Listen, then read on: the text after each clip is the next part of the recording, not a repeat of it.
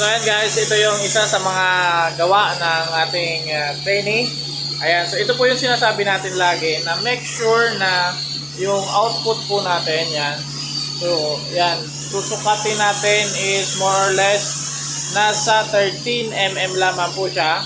And pag nagtunaw siya dito po sa side, yan, pag nagtunaw siya dito sa side, so at least 2 mm.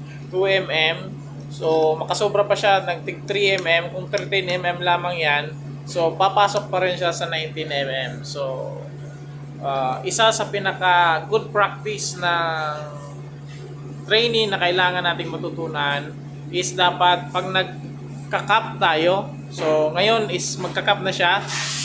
Pag nagka-cup tayo, make sure na pantay o di kaya is yung ano natin, yung hinang natin is almost pantay na dito sa groove natin.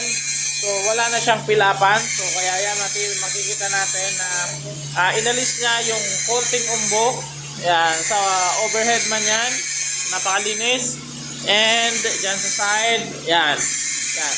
So pinantay niya yan, hindi niya lang inalis yung ano, yung linya, yung line ng groove natin.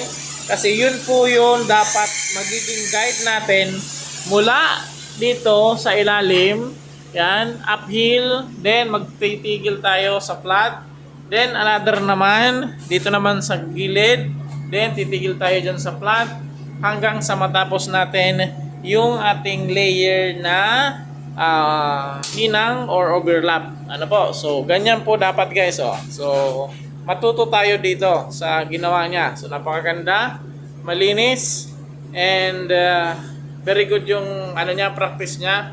So, kung sige-sige lang na ito ang gagawin niya hanggang sa matapos yung training, so no doubt na makakapasa siya sa kanyang assessment, guys. Yan. Then, syempre, yung kanyang demonstration sa